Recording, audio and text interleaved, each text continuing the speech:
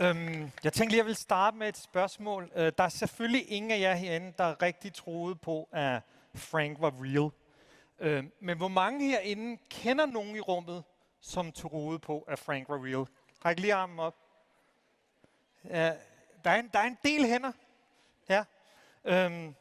Og det skyldes, at når vi taler om kunstig intelligens, så er det typisk i det her fremtidsscenarie, hvor det er bygget på Mars, og Frank har bygget den her rumskib, som Elon Musk så har produceret. Vi alle sammen bor på Mars, og vi spiser store bøffer af gær, som Raymond har lavet. Det er det typiske billede, vi har af kunstig intelligens, fordi det er det, der er blevet født til os af Hollywood. Det er den her sådan, robot, der kommer ind og overtager og ringer op på vores telefon og overtager magten. Og hvis vi så tager spørgsmålet her, hvor faktisk næsten halvdelen af jer svarede, at I vil egentlig ikke rigtig bryde jer om at arbejde sammen med en kunstig intelligens, så er der det, der er lidt interessant, at det gør hovedparten allerede af jer. Bruger det på en eller anden måde. For når I går på Facebook og ser beskeder fra andre lande, så bliver det oversat med det samme. Det er selvfølgelig ikke, fordi Facebook har en hær oversætter, der sidder og oversætter det her. Og når det er engelsk, er det måske sådan rimelig meget til at gå til. Der behøver det måske ikke. Men Facebook oversætter faktisk fra 70 sprog. Så når I er på Facebook, der er en kunstig intelligens, der hjælper hele verden med at kommunikere med hinanden. Det synes jeg er lige, man skal tænke over, når man tænker, at kunstig intelligens er sådan noget helt ude i fremtiden. Et andet eksempel, det er moderne telefoner, når vi logger på i gamle dage, eller hvis man har en ældre telefon, så skulle man skrive en kode. Nu kan I bare sætte jeres tommelfinger på. Og det er fordi, at der i den chip sidder en kunstig intelligens, der faktisk er kodet af nogle danskere, men er et svensk selskab, som kan logge jer på telefonen. Og nu var der ikke så mange af jer, der Twitter er ikke så stort i Danmark. Men hvor mange kender hende her, Terney, der var Microsofts Twitter-robot? Der er nogen, der kender hende. Terney blev lanceret af Microsoft 23. marts i år. Der var ikke så meget publicity omkring det. Det var et eksperiment, hvor man ville prøve at lave en chatbot, der lærte af internettet. Så Terney gik i dialog med alle mulige, og lærte selvfølgelig en hel masse ret hurtigt. Det her var, hvad hun lærte på 24 timer.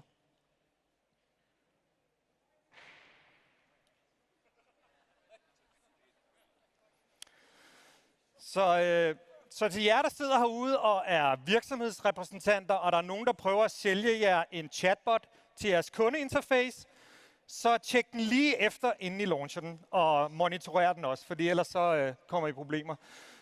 Det viser også til alle jer andre, der er på internettet, at man skal være ret skeptisk over for, hvad man lærer. Men det viser også, at Terney rent faktisk lærte på baggrund af den interaktion, hun havde med mennesker. Så vi har allerede i dag en kunstig intelligens rundt omkring, der hjælper os. Og det er virkelig fordi, vi har den her opfattelse af kunstig intelligens af noget, der er i en fjern fremtid. Men det er det ikke. De hjælper os allerede i dag. Så hvad er så kunstig intelligens? Her er fra Wikipedia. Kunstig intelligens er intelligens udvist af maskiner og software. Og så ved I alle sammen, hvad det er, ikke også? Nej, vel? Fordi det, der i virkeligheden er problemet her, det er, at vi har enormt svært ved at definere intelligens. Vi ved, at der er noget, der hedder IQ, og man kan tage en test for det. Men kunstig intelligens, eller intelligens er meget, meget mere end det. Det er vores evne til at tænke abstrakt, til at løse problemer, til at planlægge, til at forbinde til andre mennesker. Og det er virkelig det, vi putter under intelligensbegrebet. Vi ved ikke rigtigt, hvordan vi skal definere intelligens. Når vi så skal til at snakke om kunstig intelligens, så bliver det fuldstændig umuligt. Og den anden dimension er, at menneskelig intelligens er i virkeligheden en ufattelig dårlig målestok for, hvad computere i virkeligheden kan. Det her, det er Garry Kasparov i 97, da han spiller mod IBM's Deep Blue. Og lige sådan er det stadigvæk i dag. Vi tænker normalt, at folk, der spiller skak, de er super kvikke. Det er ligesom sådan topmålet intelligens. Hvis man kan spille skak, så plejer man at være rimelig kvik. Og i mange år troede man, at så snart man havde løst skakproblemet, så snart man havde fundet en computer, der kunne spille skak, så havde vi kunstig intelligens. Men det, der skete i 97, det var, at IBM designede en maskine, ikke som forstod spillet skak, kunne lave strategier, kunne læse modstanderen, kunne spille i forhold til modstanderens træk. Hvad den kunne? var simpelthen bare at regne flere træk fremad.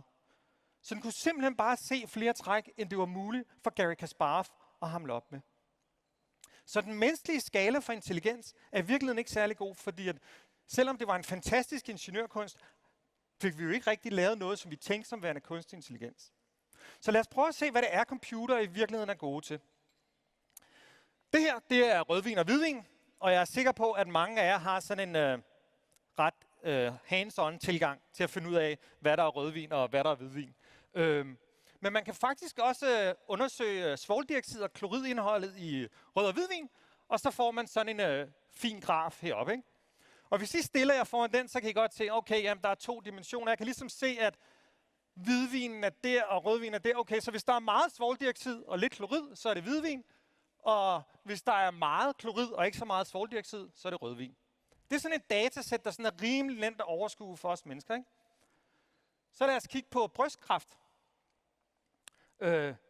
Men når man starter og læser datalogi og skal løse kunstig intelligens, så får man udviklet sådan et legetøjsdatasæt, som man kalder det, på brystkræft. Og det består af 10 dimensioner og så nogle 1000 rækker. Er der nogen, der lige kan se et mønster i det der? Nej, vel? Det illustrerer i virkeligheden, at det, som vi mennesker har nemt ved, vi kan overskue små mængder data, men så snart det bliver stort, så bliver det jo ret svært for os. Men for computere, der er det fuldstændig lige meget, om der er 3 eller 10 dimensioner. Og det er det, vi kan bruge. Det er det, vi kan bruge kunstig intelligens til. Kunstig intelligens gør os som mennesker bedre til at analysere ting, som vi ikke var i stand til at analysere før. Så lad os så kigge på, vi er ikke rigtig kommet videre til sådan rent at definere, hvad kunstig intelligens er. Så det eneste, vi har i virkeligheden om, hvad kunstig intelligens er, det er intelligens fra maskiner og software. Altså virker det intelligent på os. Så hvordan har man så prøvet at bygge de her 2 systemer? Jamen, der har ligesom været historisk 2 lejre til det. Den ene lejr, det har været de her logikere, som har sagt, okay, nu tager vi al den viden, vi har fra mennesker, og så stopper vi ind i et system, og så prøver vi på baggrund af det data at lære nogle nye ting. Og det synes IBM var en fantastisk challenge. Så i 2011, så lavede de den her maskine, der kunne spille Jeopardy. Og til dem af jer, der ikke kender Jeopardy, så er det et spil, hvor dommeren giver et svar, og så skal man finde det rigtige spørgsmål. Og de 2 herrer, der står her ved siden af Watson i midten, det er de 2 mest vindende champions nogensinde i Jeopardy. Det vil sige, det er dem, der vidste alt. Så det er sådan nogle, hvis du sidder til et middagsselskab, så lad være med at diskutere med dem, fordi de ved det hele. Det her, det er så den første dag, da de skal spille mod Watson. Watson. Who is Franz Liszt? You are right. What is violin? Good. Who is the church lady? Yes. Watson. What is narcolepsy? You are right, and with that, you move to $36,681. Det korte klip viser lidt om, hvor hurtigt vi mennesker egentlig kom til kort i en konkurrence om almen paratviden. Så man prøver at høre, hvad deltagerne siger på anden dagen, da de afslutter konferencen. That was the moment when I knew it's over. The category is 19th century novelists. What Watson wants to do then is preserve the lead, not take a big risk, especially with Final Jeopardy, because just like for humans, Final Jeopardy is hard for Watson. Now we come to Watson, who is Bram Stoker, and the wager. Hello, 17,973, and a 2-day total of 77,147. I would have thought that technology like this was years away, but it's here now. I have the bruised ego to prove it. My past Jeopardy experiences have been great, but they weren't really weighty with this kind of technological, philosophical importance. I think we saw something important today. Han sagde, at han troede, at denne her teknologi var mange år fremme. Hvis I går på Amazon nu, så kan I købe denne her lille dinosaurus fra Cognitoys, som faktisk kan det samme som den maskine der. Det kunne selvfølgelig lige så godt være på jeres smartphone eller et hvilket som helst andet sted. Men basalt set, så kan denne her det samme som Watson. Så hvis man er inde på børneværelset, så vil man kunne stille alle de spørgsmål, som man kan til Watson. Det burde sætte nogle tanker i gang om, hvad er lige præcis værdien af paratviden, når den her viden er så tæt på os, og vi kan begynde at stille de spørgsmål. Så det vil jeg i hvert fald gerne have, at I går med herfra, det er ikke viden, som I akkumulerer gennem jeres uddannelse, der kommer til at betyde en masse. Det er, hvordan I kommer til at anvende den viden. Fordi Watson og lignende teknologier kommer til at hjælpe jer rigtig meget. Okay, så det var den ene metode. Det er der, hvor vi tager al vores viden, smækker det ind i computeren og ser, hvad der sker. Så er der en anden metode, man har brugt til at løse kunstig intelligens. Det er, at man har prøvet at efterligne, hvad der sker biologisk. Det, som Ray snakkede om før. Det har man jo prøvet at gøre længe. Man har ikke gjort det med levende væsener, som Ray fortalte om, men man har gjort det længe, hvor man har prøvet at simulere, hvad der sker inde i den menneskelige hjerne. Og det er det, man kalder et neuralt netværk, som I sikkert har hørt om. Og neurale netværk har den fordel, at de er rigtig, rigtig gode til at finde mønstre i data. Ikke det tekstdata, vi snakkede om, eller vores vidensdata, men generelle data. Så hvad kan man for eksempel bruge neurale netværk til? Hvor mange herinde spiller et gratis spil på deres iPhone eller Android? Okay, hvor mange herinde har betalt penge for at komme foran i det spil? Okay. Hvor mange herinde har betalt mere end 3.500 kroner for at komme foran i det spil? Så må man gerne rejse sig op. Nej? Nå.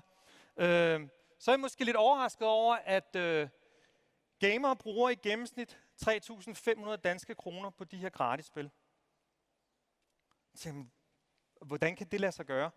Altså, den ene forklaring er, at den der kurve derovre, den følger nogenlunde fordelingen af rigdom i verden. Så der er altså nogen, der sidder og bruger rigtig, rigtig mange penge. Og de bruger det for at komme foran i spillet, foran alle dem, der spiller gratis. Så hvordan, hvis jeg nu sad i sådan et selskab, og jeg vil gerne have nogle af de her penge for de her, hvordan skulle jeg så gøre det? Man kalder det en hval. Sådan en big spender i et mobilspil. Og hvordan fanger man så en hval i sit spil? Ja, det interessante er, at man fanger faktisk slet en. Man laver en. Fordi det, man gør, det er, at man kigger på mønstret. Så når I sidder der med jeres gratisspil og siger, ja, tag alle mine data, tag min identitet, tag alt, så bruger de her mobilselskaber, eller de her spilselskaber, der er faktisk rigtig kun 5 af dem i verden, de bruger alle de data til at lave en meget, meget specifik profil af, hvem du er. Og så finder den ud af, hvem ligner dig, og bruger de flere penge i spillet. Og hvis de finder nogle af dem, så finder de ud af, hvad var det, der fik dem, der ligner dig, til at bruge flere penge. De kigger efter de begivenheder, der får folk til at bruge penge.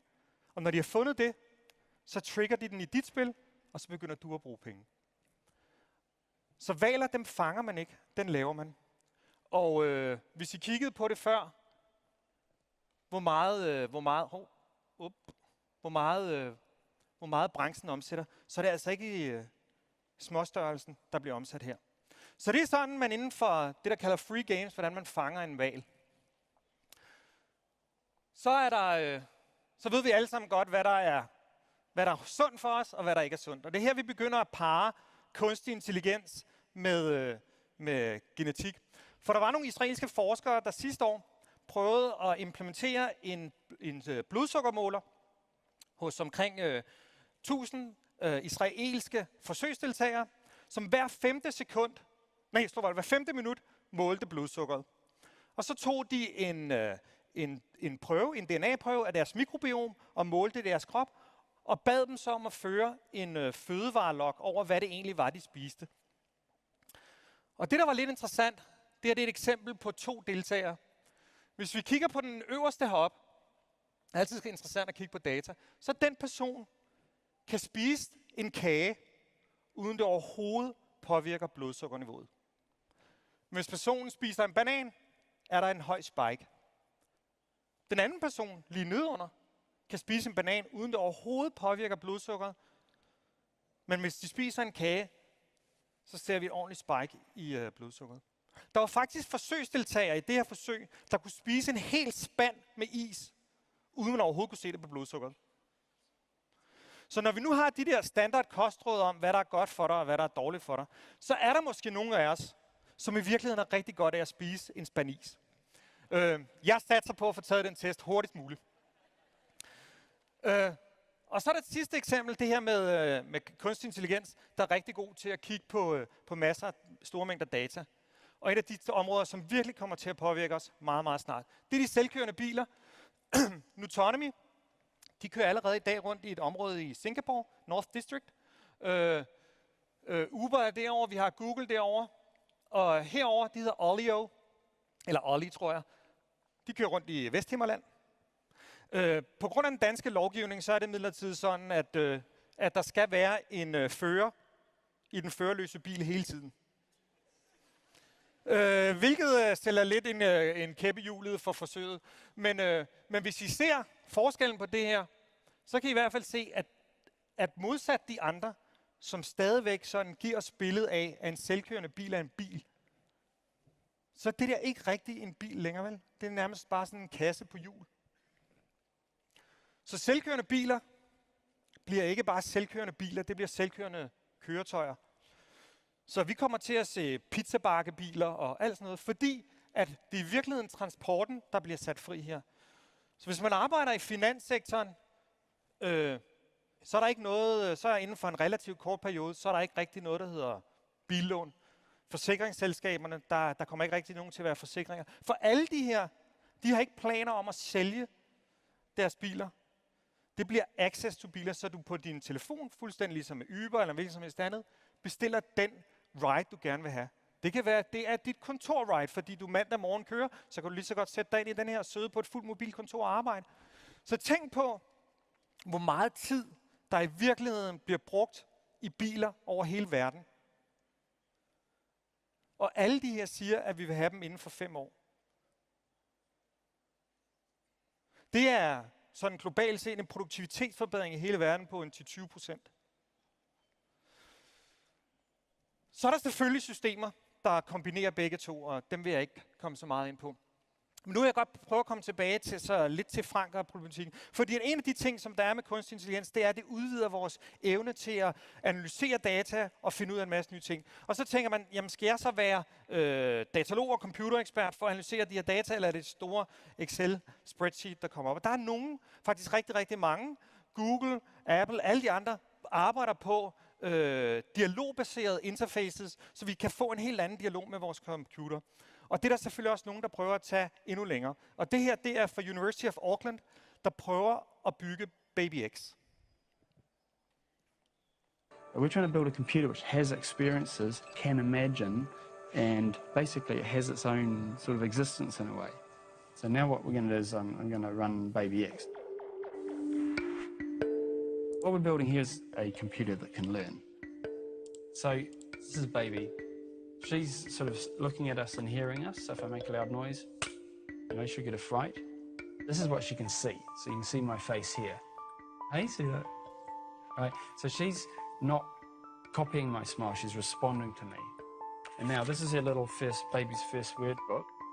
So you can pick a page, show her something, but she has to be looking at it. So get her attention. Hi, baby. Hi. Hi. Hi. What do you see? What's this?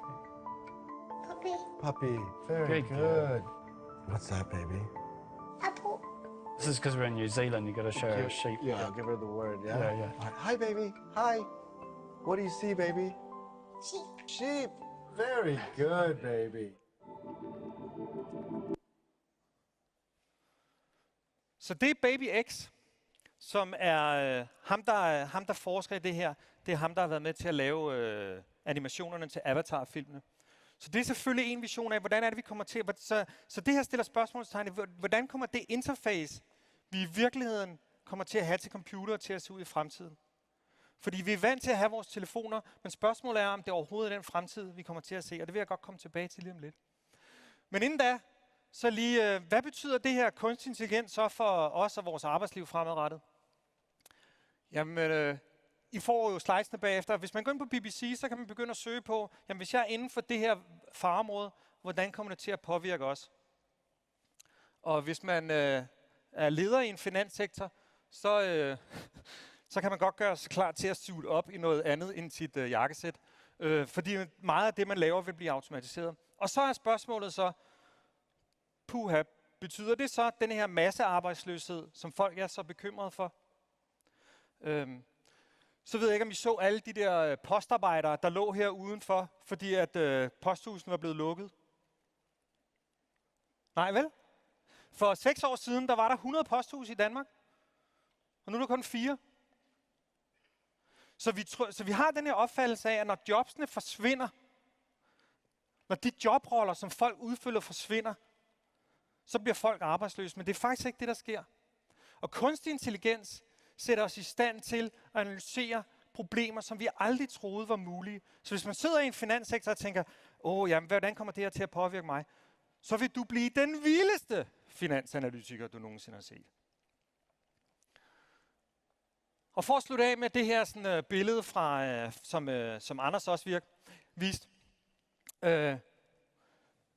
I 1961, jeg tror faktisk, den her den er fra 1961, det er en IBM 7090.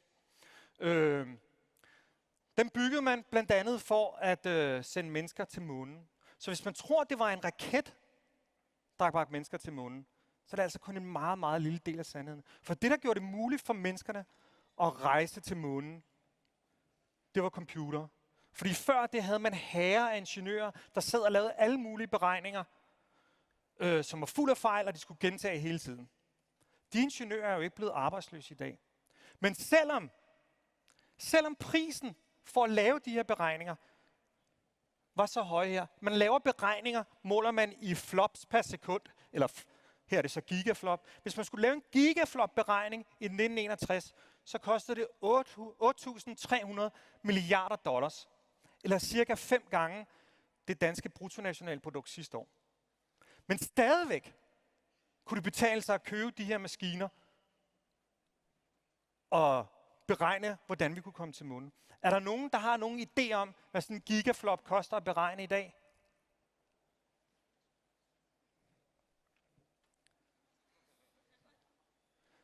Så den koster lige omkring 40 øre.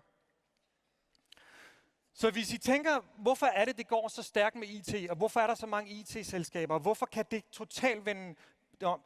Det er fordi, at prisen for beregning er faldet til det her. Og I kunne godt huske, at Anders startede den med eksponentielle kurver, hvor stærkt det faktisk gik. Hvis jeg nu havde taget min telefon her, som Anders også gjorde, og vist den til ham gutten her og sagt, om cirka 55 år, der vil jeg stå med en telefon i hånden, der for det første ikke har nogen ledning, er 1 million gange stærkere end alle computere på hele jorden. Der har et bedre kamera end hovedparten af de kameraer, du ser i dag. Jeg kan kommunikere med hele verden, og nu skal jeg vise dig Pokémon Go. Tror I så, han havde troet på mig? Nej, vel? Men den her, den er altså blevet meget, meget mindre. Så hvad nu, hvis jeg siger til jer, at når den udvikling fortsætter, så om 25 år, så vil det her fylde lige så meget som en blodcelle. Så jeg vil i bogstaveligste forstand være i stand til at male det her lokale med kunstig intelligens og computing power. Og det er derfor, uanset hvad for et område I sidder i, så i jeres arbejdstid vil I komme til at beskæftige jer med computing og kunstig intelligens. Fordi kunstig intelligens er i virkeligheden bare avanceret processering på steroider. Det var, hvad jeg havde i dag. Ligesom Raymond. Tak.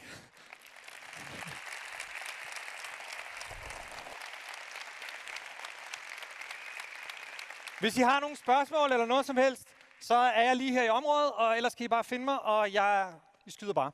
Tak. Bliv der. Jeg skal lige blive her. Inden du løber af scenen. Ja. Hvad hedder det? Jeg skal lige høre, om der er nogen, der har nogle spørgsmål. Så I må gerne lige tænke et par hurtige spørgsmål. Og så stiller jeg et. Ja. Hvad er du mest bange for i forhold til det her med kunstig intelligens? Spurgte vi jo Raymond før. Ja, hvad er jeg mest bange for? Er du bange for, at Frank kommer og overtager verden? Nej, jeg tror... Og vores telefoner? Altså, noget af det, vi jo ser inden for kunstig intelligens, det er også, at vi begynder at bruge det med militær teknologi. Så vi kan allerede se nu, at vi kan designe en fighterjet, som reagerer hurtigere end mennesker og kan skyde mennesker ned. Så der er i hvert fald et etisk spørgsmål om, hvor langt vil vi gerne gå med teknologier, hvor vi faktisk bruger kunstig intelligens militærmæssigt. Det positive scenarie det er selvfølgelig bare, at så sender vi alle vores isenkram ud, og så når den ene isenkram blev smadret, så har vi ligesom fundet ud af, hvem der vundet, og så behøver vi ikke... det vi som forskellige eksempel til i Syrien osv. Men spørgsmålet er, det vi ser jo typisk, det er, at folk standser først en krig, når der begynder at komme civile tab. Og med det teknologi, vi ser, det er det, jeg frygter mest. Ja. Så er det jo oplagt at spørge, hvad er så det, du er sådan mest begejstret for i forhold til den her teknologi? Jamen, det jeg er allermest begejstret for, det er i virkeligheden den måde, som kunstig intelligens forlænger det, vi kan. Fordi meget af de ting, som i dag ikke er muligt for mig som menneske, jeg kan simpelthen overskue de her datamængder. Yeah. Det at for eksempel at fuldføre Elon Musks projekt om inden for 9 år bringe os til Mars, det kan kun lade sig gøre med kunstig intelligens. Og nu mere kunstig intelligens vi går, nu mere bliver jeg i stand til at løse problemer, hungersnød, CO2-udslip, alt det der, kan jeg simpelthen kun analysere med kunstig intelligens. Så det er... Mars for the win. Jeg skal lige høre, har vi lige et hurtigt spørgsmål her? Yes, højt og tydeligt. Finder vi en kur for kræft med kunstig intelligens, var spørgsmålet. Der er masser af selskaber, der arbejder lige præcis på det der. Der er så mange måder, kræft bliver angrebet på i øjeblikket. Men det er faktisk meget skægt at spørge, fordi Microsoft har lige annonceret, at de har lavet et research team, som faktisk bruger web biology, altså koder-DNA. Så de regner med, at vi har i hvert fald cracket en del af kræftformerne allerede inden for 5 år, og helt sikkert inden for 10 år. Men det er bare simpelthen at tage computing og putte det ned i cellerne. Og hvis man kigger på kunstig intelligens, sådan som vi tænker kunstig intelligens, så er det i virkeligheden bare at putte avanceret processering ind i maskinerne. Så der er masser, der kigger på, hvordan vi bruger kunstig intelligens. Så det er især i krydsfeltet mellem genetik og kunstig intelligens, hvor vi kan bruge kunstig intelligens til at finde de mønstre i generne, der forårsager kræft, eller Alzheimer, eller alt muligt andet. Mine damer og herrer, Thomas Terneys! Tak!